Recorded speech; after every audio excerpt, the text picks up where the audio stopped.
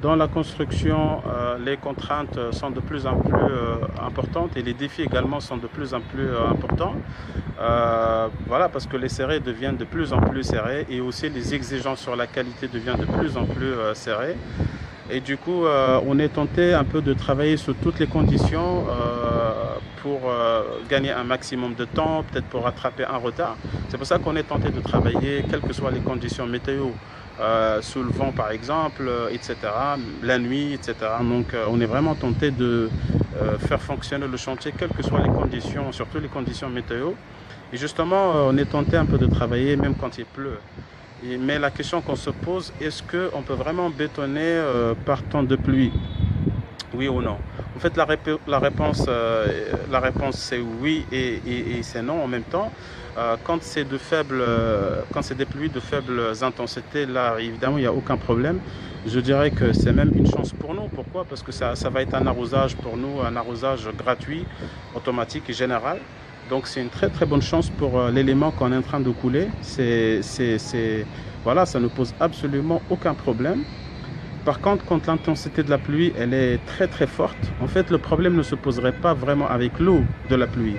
Le problème se poserait avec les coups qui seraient donnés par ces gouttes d'eau sur l'élément qu'on est en train de couler, et plus précisément sur la surface.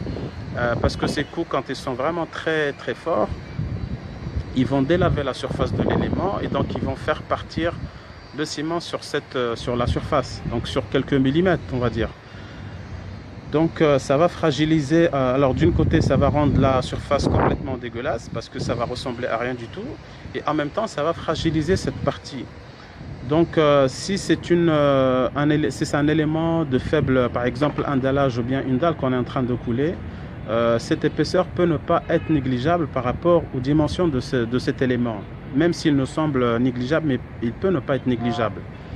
Par contre, quand c'est un élément, une élévation, par exemple un poteau ou un voile, on s'en fout. C'est-à-dire même si la pluie elle attaque par exemple même 1 centimètre du poteau, ça ne pose absolument aucun problème.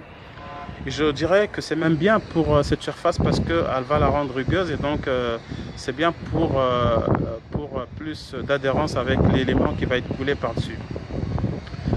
Donc au final, si l'intensité de la pluie n'est pas très importante, c'est une chance pour nous, on peut couler quel que soit l'élément, donc que ce soit une dalle, un dallage, un voile, un poteau, une fondation, quel que soit l'élément, on peut couler sans problème.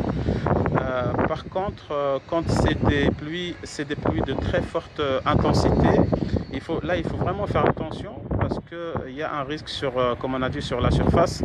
Donc là, on peut prendre parallèlement au coulage, on peut prendre, si on est vraiment obligé de couler, on peut prendre des mesures de couvrir notre élément avec, par exemple, une bâche ou avec du polyane, tout simplement.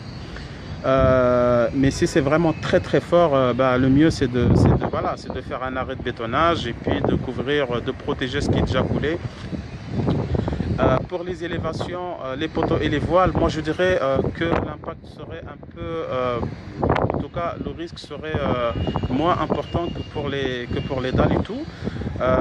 Donc si ce n'est pas vraiment très important, moi je pense qu'on peut couler sans beaucoup de problèmes. L'essentiel, c'est que le coulage doit se faire très rapidement parce que entre les coulages d'un même poteau, par exemple, il ne faut pas qu'il y ait de l'eau entre les parties du poteau, quoi, parce que sinon ça va fragiliser. Donc si on peut vraiment faire un coulage très rapide, moi je dirais qu'il n'y a aucun problème. Et même si la pluie continue à s'abattre sur la surface, carrément le bout, l'extrémité du poteau ou du voile, ça ne pose absolument aucun problème. C'est même bien, ça va rendre cette surface rugueuse et donc elle permettra une meilleure adhérence avec l'élément qui vient par-dessus. Mais si c'est vraiment un orage, alors là, on va faire la même chose que la dalle, on va protéger avec du polyane ou avec une bâche par exemple, et puis voilà. Donc voilà, c'est tout pour moi. J'espère que la vidéo vous a plu. N'hésitez pas à liker la vidéo si vous a plu. N'hésitez surtout pas à partager au maximum. Merci.